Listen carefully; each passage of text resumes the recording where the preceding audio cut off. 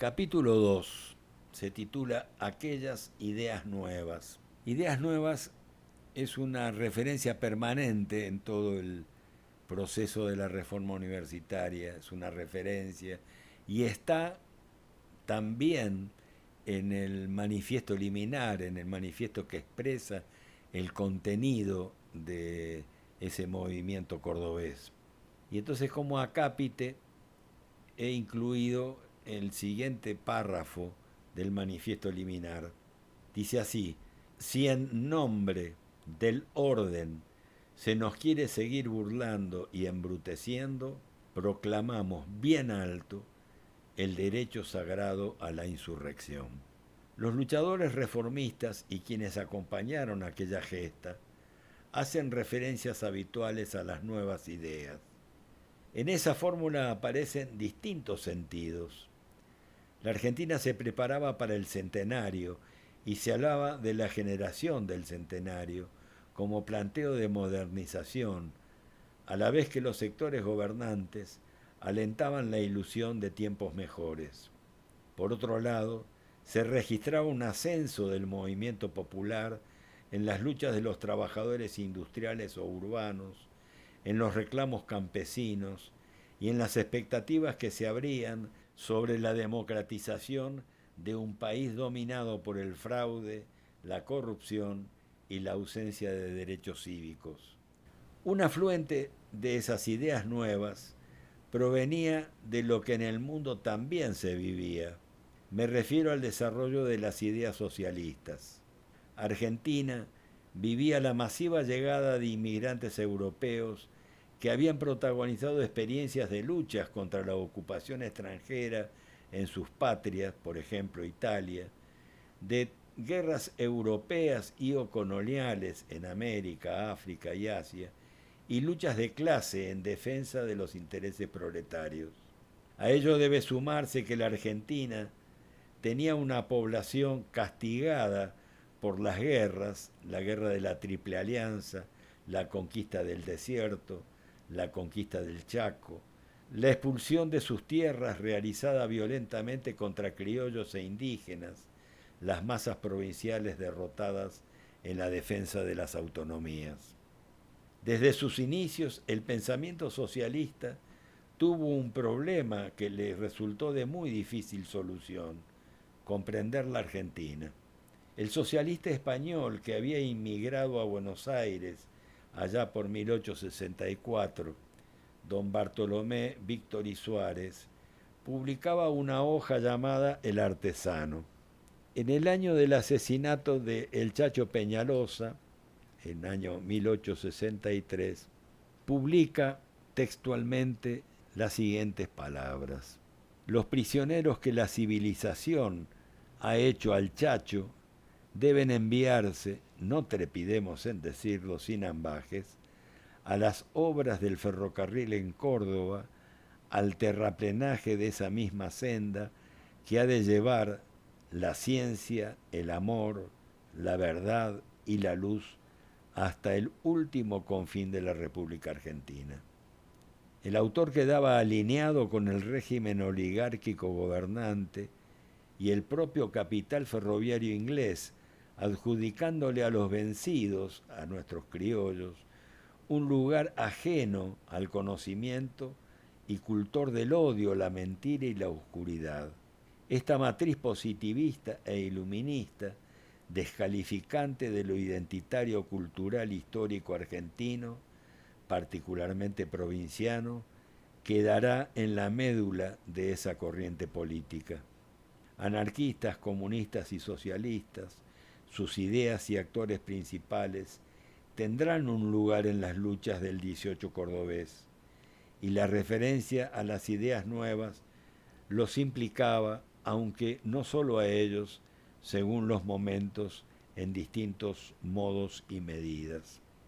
El Partido Socialista, constituido antes de finalizar el siglo XIX, estaba bajo la férrea dirección de Juan B. Justo, cuya visión de la Argentina era resistida por algunos dirigentes e intelectuales que la consideraban desconocedora de nuestra realidad e importadora de ideas europeizantes.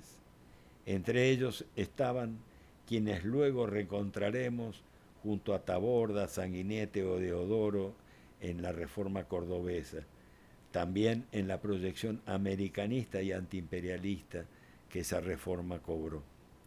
Me refiero a José Ingenieros, Alejandro Korn, Manuel Ugarte, Florencio Sánchez, Leopoldo Lugones, Manuel Gálvez, Arturo Capdevila, Alfredo Palacios, Alberto Giraldo, que eran los más caracterizados como rebeldes por el doctor Juan B. Justo o por el doctor Repeto, sempiternos dirigentes del socialismo.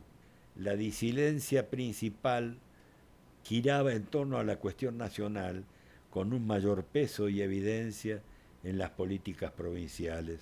A la vez, la caracterización de los movimientos populares como el irigoyenismo, los movimientos provinciales o la valoración de las culturas y tradiciones nacionales, incluso del mismo movimiento reformista, el peso otorgado a la influencia de Europa, del hispanismo o del idioma español, generaban diferencias que solían terminar con la expulsión de los disidentes del seno del Partido Socialista, su posterior readmisión transitoria en algunos casos, lo cual no impedía que las opiniones de los mencionados tuvieran eco social, toda vez que se trataba de conocidos intelectuales, académicos, artistas o dirigentes políticos de peso propio, lo cual tornaba aún más conflictiva la relación con el Partido Socialista.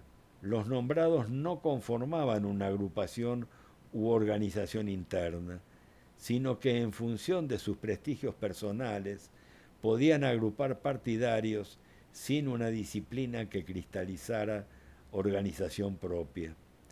En 1904, Alfredo Palacios se transformaba en el primer legislador socialista de América, sin ser proclamado por la dirección del partido, sino por un comité adicto que ni siquiera lo era de la jurisdicción por la que él competía electoralmente. El famoso escritor uruguayo de esa época, José Enrique Rodó, y su libro Ariel, publicado en 1900, tendrán enorme influencia entre estos intelectuales y los dirigentes cordobeses, con su planteo de construir una literatura, como la definía Rodó, por la unidad intelectual y moral hispanoamericana, contra la amenaza norteamericana. Para Manuel Ugarte, esa amenaza no era militar en lo inmediato, sino un trabajo paulatino de invasión comercial y moral que se irá acreciendo con las conquistas sucesivas. Convoca entonces a la defensa latina para constituir los Estados Unidos de América del Sur. Decía Ugarte, nos pasa que conocemos la política europea, pero no sabemos quién es el presidente de Guatemala. Es el momento del enorme impacto producido por el suicidio de Leandro N. Alem a fin del siglo XIX, que deja sin líder visible a un sector popular el cual exige cambios antioligárquicos. 4 años después, Manuel Ugarte hace el iniciático viaje a Europa, donde lo atrae el socialismo de Jean Jaurès, afiliándose entonces a ese partido en Francia, porque desea estar, según dice él, del lado de las víctimas de la guerra social. La visión que Ugarte tiene es la de un socialismo que, a la vez, justifica las rebeliones anticoloniales, lo cual implica contradicciones con sus amigos franceses, defensores del colonialismo galo. Hay un conocido muy importante de la cultura argentina, don Miguel de Unamuno, y Ugarte y Unamuno entablan una dura polémica por esa época. Don Miguel de Unamuno, profesor en Salamanca, le reprocha al nuestro, a Ugarte, su antihispanismo y su escaso conocimiento de la Argentina.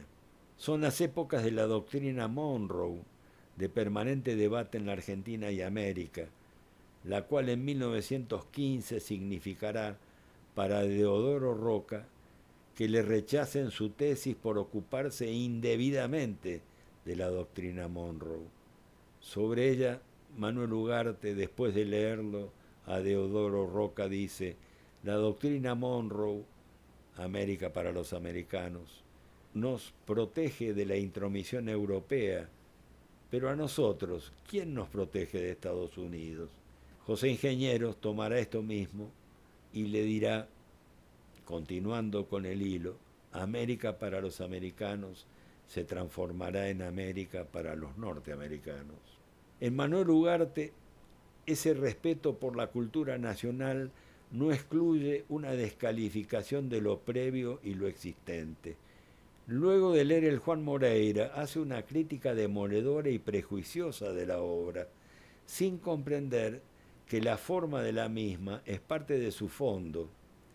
Y entonces dirá Ugarte: ya llegará el día en que podremos hablar de nuestra literatura. Aquí se comprende más su enfrentamiento con Unamuno, quien 10 años antes de estas líneas fue el único intelectual de gran prestigio que había presentado elogiosamente el Martín Fierro en España. No había sucedido nada parecido en la Argentina. Unamuno había puesto en la cima de nuestra producción literaria al Martín Fierro, nada más ni nada menos que en la Academia Española. El maestro español, Unamuno, le insistirá a Ugarte: no es Francia la mejor guía de los pueblos hispanoamericanos. Ugarte continúa en París. Ugarte luego cambiará su posición y se aproximará a las palabras de Unamuno, buscando el socialismo en su propio país. Por esa época, Leopoldo Lugones y José Ingenieros comienzan a publicar en Buenos Aires el periódico La Montaña. Desde un socialismo revolucionario van entrando en contradicción con Juan B. Justo. Ingenieros cambiará luego su orientación hacia un darwinismo biologista que lo lleva a plantear la supremacía blanca. Su compañero Manuel Gálvez acompaña ese momento nacionalista de derecha en Ingenieros, seguramente producto de su pertenencia al grupo del profesor arianista doctor José María Ramos Mejía. También es probable que haya obrado en ese giro de Ingenieros su profesión de psiquiatra somatista y en especial su estrecha relación con Julio Argentino Roca. Los hechos históricos posteriores lo volverán a mudar de lugar, pero ya vemos cómo la interpretación de lo nacional es tema recurrente en nuestros intelectuales de izquierda, con una fuerza que los obliga a modificar sus pensamientos y posiciones públicas. Ingenieros, como consecuencia de todo esto, renunciará definitivamente al Partido Socialista en 1903.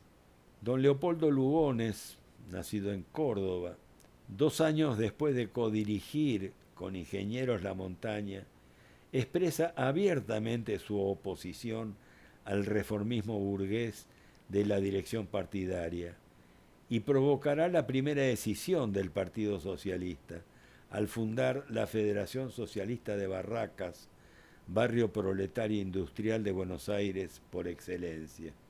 Luego va a constituir la Federación Obrera Socialista Colectivista. Posteriormente Lugones queda definitivamente afuera del partido, planteando como crítica principal el carácter antinacional del Partido Socialista.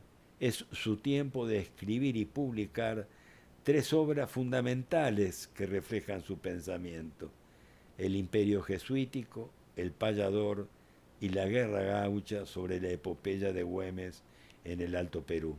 Pocos años después, en 1914, Lugones será el primer intelectual argentino que se referirá elogiosamente al Martín Fierro, publicado 40 años antes y ninguneado en nuestro país. Llevaba en ese momento que Lugones lo reivindicó 15 ediciones publicadas. Manuel Gálvez dice de esos años del poeta cordobés que mantenía su carácter y tonito provinciano. En su despedida del Partido Socialista, Lugones dirá, transcribo a Lugones, el socialismo es y fue un partido extranjero en el cual el elemento criollo no figura sino esporádicamente. Sus directores no conocen el país, ilusionándose con la capital.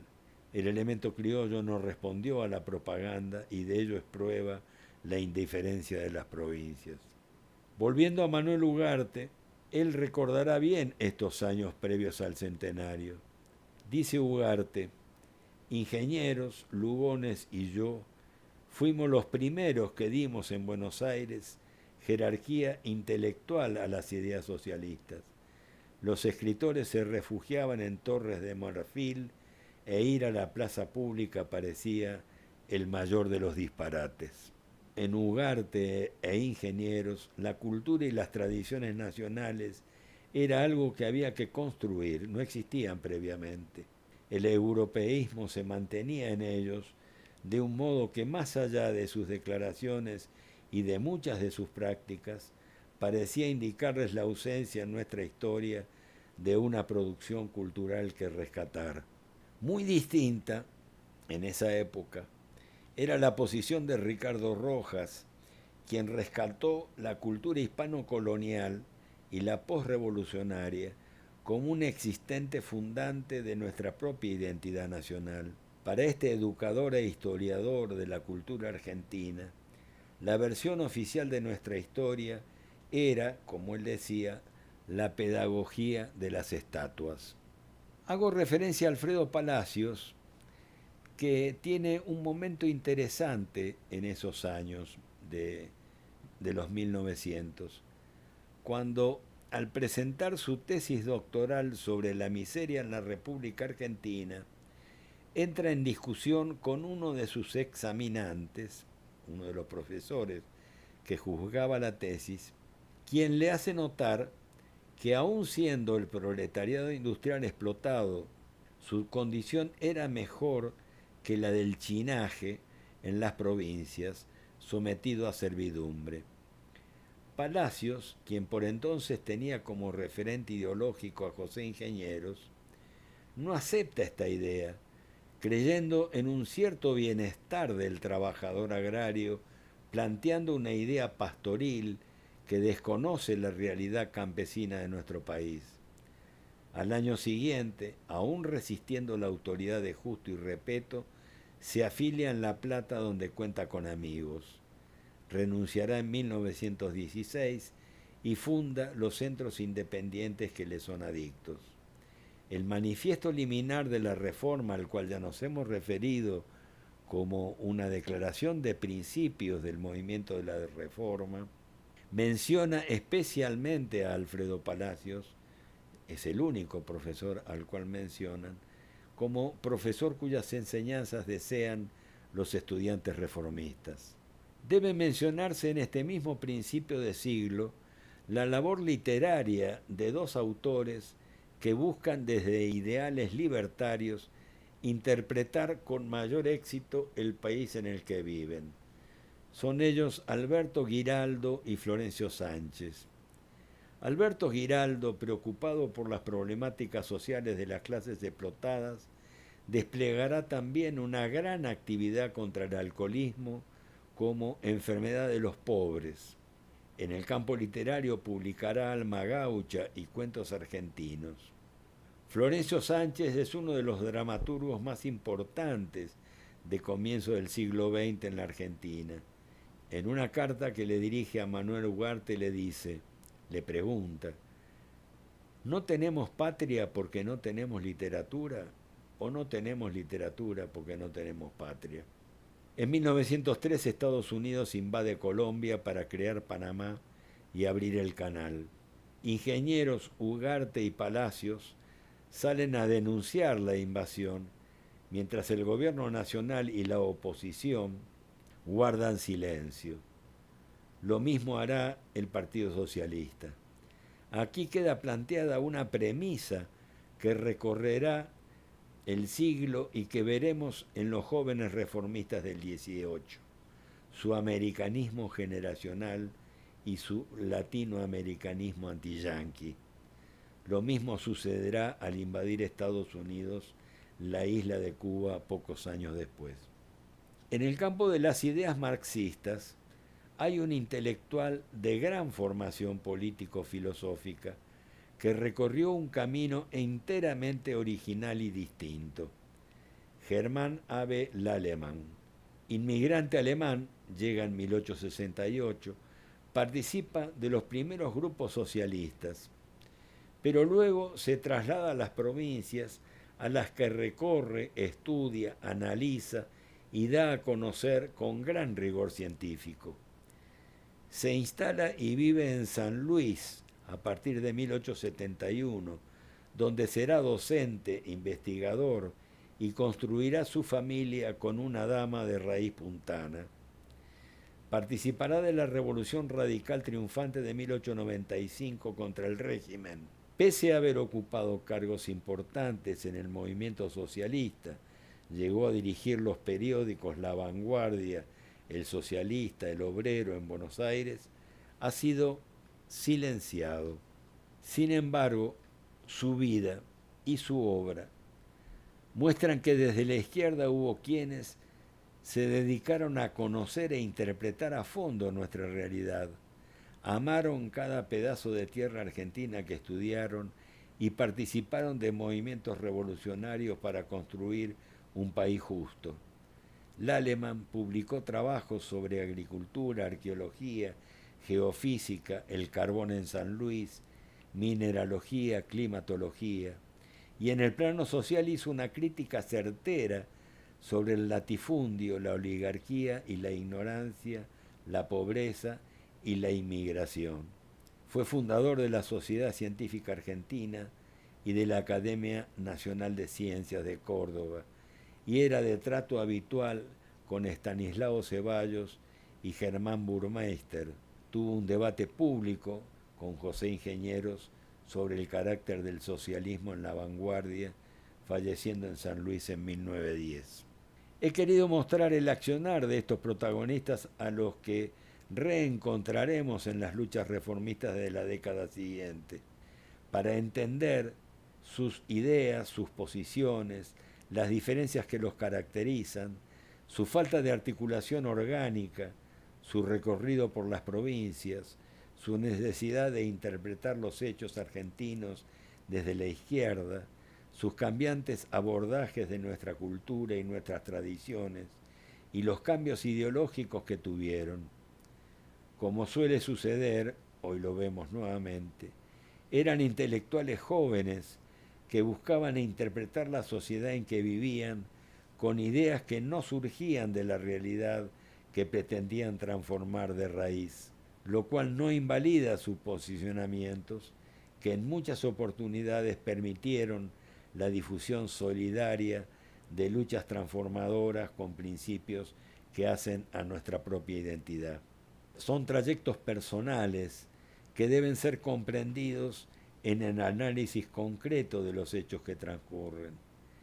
Es el caso de Alfredo Palacios, defensor de nuestra soberanía en las Islas Malvinas, o estudioso y difusor de la enfermedad de Chagas-Massa como problema médico-social argentino, que puede también alinearse en golpes de Estado que rompen el orden institucional desconociendo la soberanía popular, o apoyar en sus orígenes a la Revolución Cubana y al Che Guevara, luego de alinearse con la Revolución Libertadora que derribara al general Juan Domingo Perón. No podemos dejar de mencionar a un reconocido intelectual argentino que muere en 1916, cuando ya Deodoro Roca dio su discurso planteando la necesidad de reformar los claustros universitarios. Nos referimos a Carlos Guido Spano, hijo del general Tomás Guido, héroe de la Guerra de Emancipación, compañero inseparable del general San Martín. Radicado con su padre en Brasil, el general Guido era allí embajador plenipotenciario durante el gobierno de Juan Manuel de Rosas.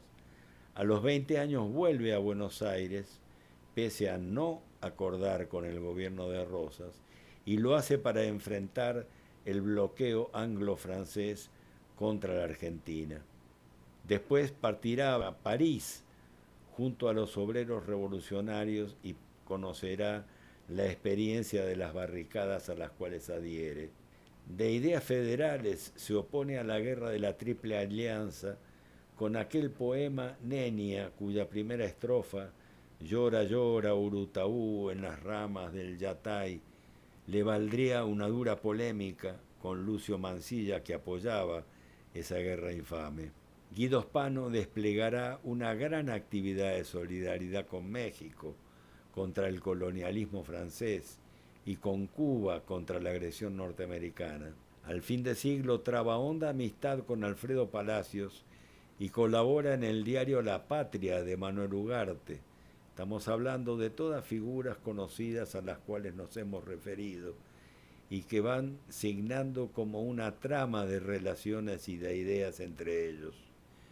Con José Hernández compartió posiciones duramente antimitristas y nacionalistas que le valieron el silenciamiento y el encarcelamiento. Su presencia en esta obra resulta necesaria porque todos ellos participan solidaria y activamente de la reforma universitaria, con sus actores principales y en la lucha de ideas que ella desplegó. Pertenecen a los círculos intelectuales argentinos, críticos del liberalismo aristocratizante de fin de siglo, que buscan hallar raíces y recorridos propios en nuestra argentinidad. Poco después, su presencia y sus ideas estarán entre los jóvenes universitarios cordobeses del año 18.